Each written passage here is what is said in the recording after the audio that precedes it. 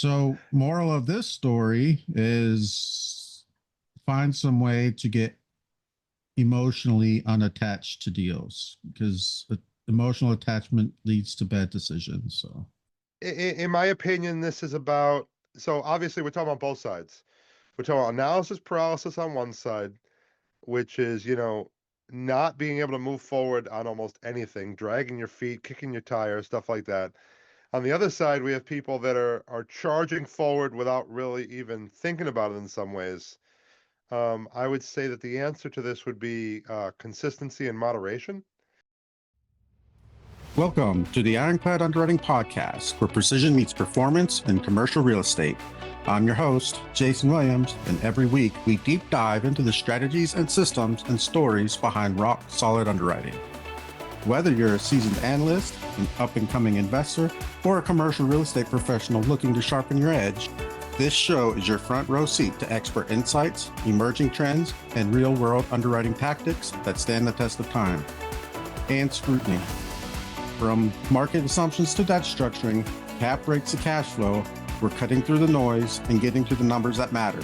So sharpen your pencils and fire up those models. Let's get to work. This is Ironclad Underwriting. Hey, everybody. Welcome to this episode of the Ironclad Underwriting Podcast. I'm your host, Jason Williams. And again, I got my good friend and business partner, Frank Patalano. How are you doing, Frank? Hello, sir. In between trips, ready to hang out with you for a little bit here. Yeah, I have to catch you when your schedule allows, and I might have to be doing some solo podcasts if that doesn't work out with your schedule. But Oh we'll no, make this it month work. is just the toughest month. And you're Three traveling trips. next month too, but next month we might be together, so maybe we can put one. We're in the same room. But today I wanted to talk about, and they're basically polar opposites. One is analysis paralysis. You've heard pretty much everyone talk about it. It happens in all entrepreneurial space, all real estate investing space. You've heard Brandon Turner talk about it. If you ever listen to a real estate podcast, you've heard about it. But I wanted to talk about it on my podcast too. But then I wanted to talk about the polar opposite, where you think like this is the last deal you're ever going to see and you have to jump on it or you're going to miss a chance of a lifetime. And so let's jump into the analysis paralysis part. Do you have any stories or witticisms on that, Frank? Oof. I'm just thinking that I don't know. I think the better term for what we're talking about here is the concept of being moderate, so that you're not taking forever to make decisions, but also you're not jumping in. You know what I mean? Yeah. So what my take is, I've coached people who were always underwriting deals. They've underwrote hundreds of deals, thousands of deals, but they have never pulled the trigger on submitting an LOI because they just need to find out just a little bit more information first before they submit their numbers. I can think of two cases right now where it's like they're always running the numbers and then call for offers comes by and they're still running the numbers. And so they miss that chance. And so they work on the next deal and the call for offers comes by and they're still running the numbers and they miss that chance as well. And so what people do is they get so caught up in the numbers and they think, well, maybe I'm too aggressive with the rent or something, and we need to adjust it down a little bit. Or maybe if a purchase price is $1 million cheaper, I can possibly make this work. Or I don't know how I'm going to raise money, and so I don't really want to submit an LOI. But to get your foot in the door, you have to submit LOIs. So, um, So I have a mentor, one of many, that once said any property that you ever look at, work hard at, make an offer no matter what. You know, yeah. Let's see. I mean, we've gotten LOIs. We have roughly a 7 million property, and we get LOIs. We just got one in for 3 million on it. yeah, that was pretty ridiculous. But I mean, the guy still put in an offer. I mean, Yeah, he took action. he took action. He put in an offer. Granted, it was a ridiculous offer. I would have loved to have bought this property 5 years ago at that price. we didn't. So, I mean, he's still taking action. Now, granted, if he had better underwriting, he realized he should probably increase that by about 4 million, but more than double what he offered. But it's crazy to think that people are too afraid to like move forward. And I don't know if you've ever been there, or I'm trying to think back of places where I've been there where I was like, I want to do this, but I'm afraid that my numbers aren't right, and so I'm not 100% moving forward. Well, I've And definitely been on both sides of the coin here. We have a 50 unit that we put up for sale just over a year ago, and I have a partner that's super positive in life and maybe a little too positive, and he's like, "Oh yeah, our stretch number is 5.5," and we ended up listing it at 5.3. We had 8 offers come in. Out of the 8 offers, not one was above 5 million. 4.95 was the highest, but we had an offer at 3.5. And I specifically told the broker, I said, if there's not a five as the first digit, we're not interested. So it's like we don't need to sell. We'd like to sell. And yeah, so the 3.5, talk about taking action. The, and really just throwing it out there. The 3.5 included them taking over the mortgage, assuming the mortgage, and us illegally holding a $500,000 second on a Fannie Mae. So number one, the deal was dead anyway. It's like, yeah, I'd buy it at that price, yeah, you know?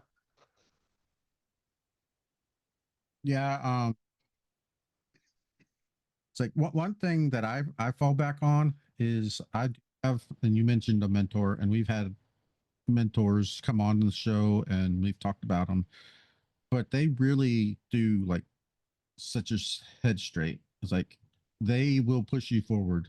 They will hold your feet to the fire. If you're 90% of the way there and you're 90% comfortable for the deal, they're going to push you to go for it. You can never be 100%. You're going to miss every deal you if you try to get 100% information and accuracy. I mean, the hell, that's why they have a due diligence period so that you can actually go and get your 100% after you make an offer. So I have mentors and coaches, and I feel like they are pushing me, and they're not saying, hey, you need to put an offer on this deal right now. It's like, no, I'm underwriting deals, and I want I don't know how to say this, but it's like I want to put in an offer so that they approve of what I'm doing, and I pay good money for them. And so it's like sometimes I run my numbers through them. It's like, hey, what would you think of this deal? And they might go through it and they'll say, yeah, this it doesn't look bad. If you're are you going to put in an offer, and I might move forward like that. So But back to punching through this analysis paralysis kind of thing. I would say that 99% of properties, you can make a number. Now, that doesn't mean that it's the deals between a buyer and a seller, but if you're the buyer, you should be able to create a number at what you think you need to buy the property at to make it work. yeah, The only I say 99% because I don't want to buy contaminated sites. I try to avoid gas stations. But overall, most properties, no matter how low the number is, you should be able to figure out with your underwriting what's your maximum allowable offer on a property.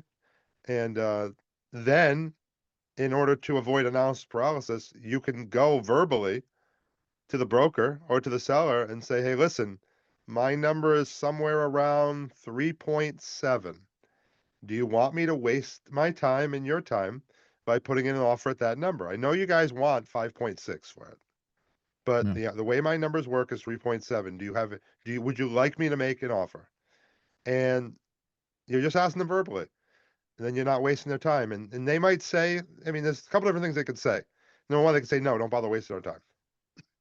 We've already denied 4.5, or they might Mhm. say, no, don't waste my time. We have 6 offers $1 million more than you. Yeah, Or they might say, you know what, put in an offer, but I'll tell you right now, there's no way the seller is going to take it. Or they might say, you know what, put in an offer. We know it's not going to work, but at least the seller needs to hear what the market will bear. You know, I've heard that from brokers before. Whenever I'm underwriting, they'll tell me a whisper price. This whisper price is 11 million, and I'll tell them it's like, well, honestly, we're not getting anywhere above 9.5. And I mean, we don't want to waste your time. We don't waste their time. And the broker will say, no, submit that offer, and so that we can get them to have the gauge of the market, so they know that their property is not worth 11 million. It's worth closer to 9. And the weird thing about that one is it started out at like 13 and offered 10.5, and then it dropped down to 11 and offered what, 9, and then it dropped down to 9.5. And I was like, no, we can't even look at this anymore. It's not worth that anymore. Interest rates are through the roof. And but that was, I mean, you can see, just because your offer is so much lower doesn't mean that it's not a valid offer. It's that the seller needs a realistic gauge on the market. like I said, I've been on both sides of the same situation. One of the best stories was the one that we had together. Somebody had like a BPO for like 26 million, and the whisper price was 22, and I think we made an offer at 20, and that's right before interest rates were going up, and then interest rates, spiked a little bit, Mhm. and they came back to us like a year later and said, "Hey, listen, we're passing on an offer at 19. Are you guys still interested at 20 million?" And it's like, guys, that was 6 interest rate increases ago. Take the 19 million and run. Went out a dollar over 18. Yep. You remember Yeah, that story? I remember that deal. Yeah. Yeah. So moral of the story is take action, move forward. Even if you feel like you're lowballing, offer. That way you're at least moving forward. You get, even if you submit an LOI and it's not accepted, you still have learned something. You've still gone through the process. You've learned, all right, hey, maybe I need to start refining my LOIs. Maybe it's not the price point that they don't like. Maybe it's the 180 days of due diligence that you're requesting or something like that. Because most people, they don't want to wait 6 months to sell a property. They want to sell it within 60 days, ideally. So, Yeah, that's one of the biggest problems with that I have with properties is that if I want to sell, I want it gone. yeah. And a lot of times, just the seller's on a timeline. Maybe they have a loan coming due and they need to sell before the loan comes due, or some other situation. So, I mean, timing is usually critical, but that's also another episode. So, but on the flip side, I've had many more clients in this regard think that this is the deal of a lifetime and they have to act quick now or they're never going to see another deal. And I don't know if you know, what is it? He's a rich dad author, Dolph DeRoos. Oh, Have you Dolph ever? DeRoos. Yeah, he's the Australian. Well, he's quoted saying, the deal of a lifetime comes by once a week. And that's true. I mean, real estate is like taking a bucket of an empty bucket, going to a river and filling it up and thinking that's all the water you're going to be getting for the rest of your life. And then you have a river right there. So, I mean, real estate deals come by all the time. There is no deal of a lifetime. So Um, that's funny only because I didn't realize, you know how we don't create most ideas. Most ideas are things that we've read, but we think sometimes that there are ideas and we don't even know.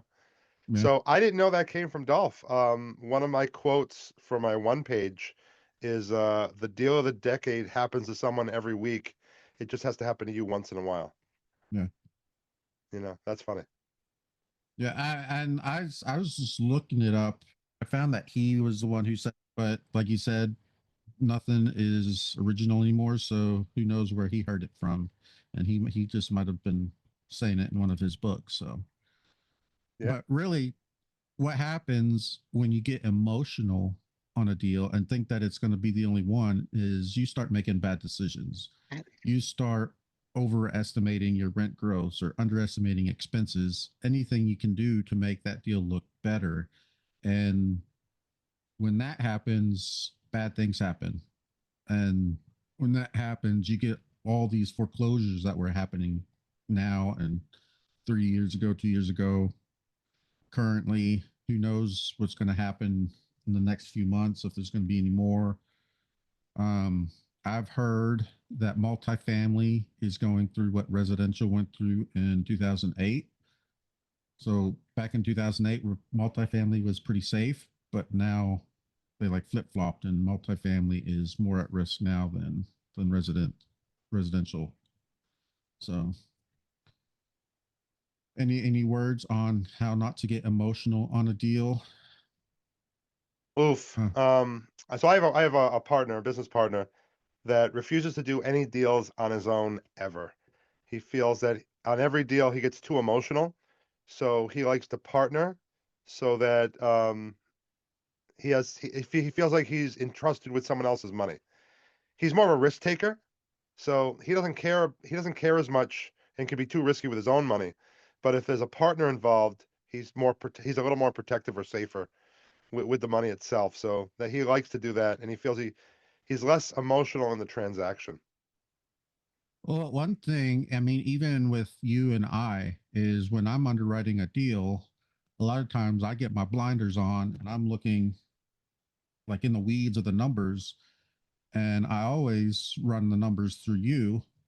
I mean, you're not really a numbers guy. You know them pretty well, but it's you don't prefer to do it.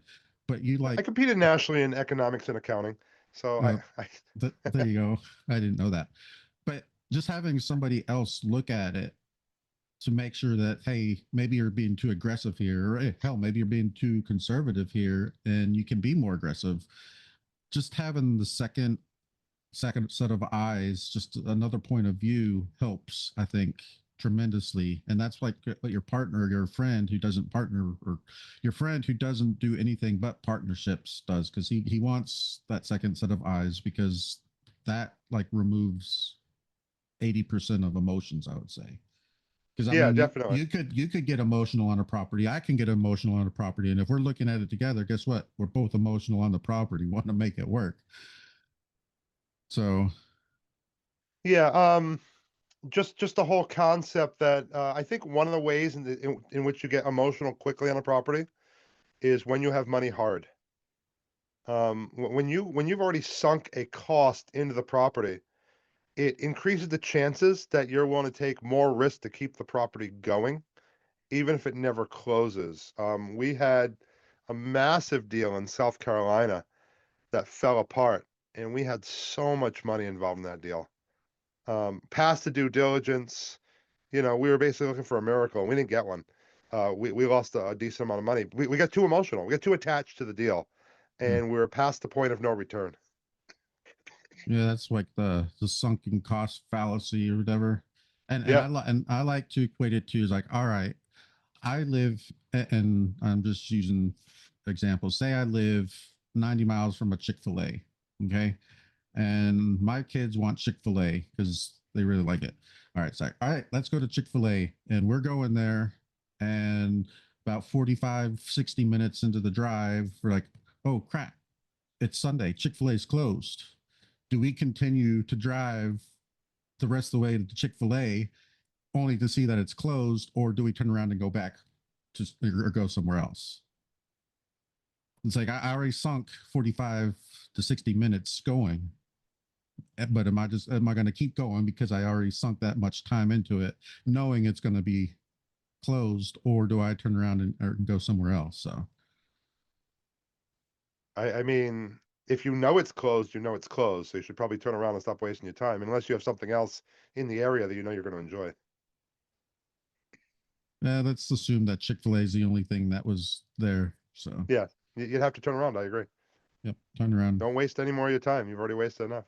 Unless you're a And big, back in the day when gas prices were lower and when people were less busy, my family used to love those Sunday drives, by the way.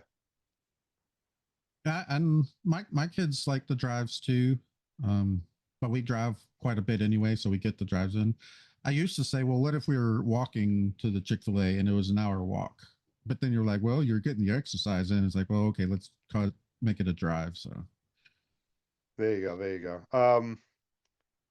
Now it's a good analogy. I was thinking when you first started telling the story before you said the Sunday thing, I was feeling the same way about Cracker Barrel back in the day. They used to have the old maps. of every single Cracker Barrel in the country, and there was none that were close to us up here in the Northeast. Now we have Cracker Barrels. Now we have, Chick-fil-A and everything else. But Chick-fil-A still closed on Sundays. absolutely, I have jokes about that too, but we'll skip it for today. I have some as well. So moral of this story is find some way to get emotionally unattached to deals, because emotional attachment leads to bad decisions. So In my opinion, this is about, so obviously we're talking about both sides. We're talking about analysis paralysis on one side, which is, not being able to move forward on almost anything, dragging your feet, kicking your tires, stuff like that. On the other side, we have people that are charging forward without really even thinking about it in some ways. I would say that the answer to this would be consistency and moderation. If you set certain goals, if you have, as you build your experience, you're gonna have certain understandings and certain knowledge in your mind. I'm a big fan of making an offer, and at the same point, not getting too emotional on it. yeah, and you need a team. Real estate is a team sport. Even if you think you're going it alone, you're more than likely not. So you need a team who can support you and help keep your emotions in check, but also help keep you moving forward. If you're like 90% of the way there and you're underwriting and your team members saying, hey, we have a call for offer at 5 o'clock today, we need to get something in, and they'll help push that along as well. So I'm if just you thinking, want, I've seen so many deals and auctions where I have a partner that's originally super excited about doing it, and then at the end, don't get me wrong, he's not always analysis paralysis, but there's been a few deals. I mean, I'm in deals with him. We've done other deals with him, but there's a few deals recently where it's like, buddy, if you're not interested, just be honest. If we don't have the time, but I'm not going to put in the work for it if we're really not going to move forward on this. yeah, I understand, and you have to have everybody on board, or you're not going to make anything happen anyways. So cool. If you want to learn more, you can check out my website, ironcladunderwriting.com. On YouTube. Of course, I'm on this platform you're listening to this on. Um, Instagram, Facebook, LinkedIn. I'm on everything. So if you want to book a call with me. We can talk about your underwriting. I help clients with their underwriting. I also have a course where I help teach students how to move forward. So if you're interested, let me know, and we'll catch you next time. Bye. Thanks. And that's a wrap for this episode of the Ironclad Underwriting Podcast. If you got value from today's conversation, make sure to subscribe, rate, and share the show. And don't forget to connect with us on LinkedIn, YouTube, Facebook, Instagram, or check us out at our website at ironcladunderwriting.com for more insights and updates. If you have a question, a deal you're analyzing, or a topic you want us to tackle, shoot us a message. We'd love to hear from you. Until next time, keep your assumptions grounded, your models sharp, and your underwriting ironclad.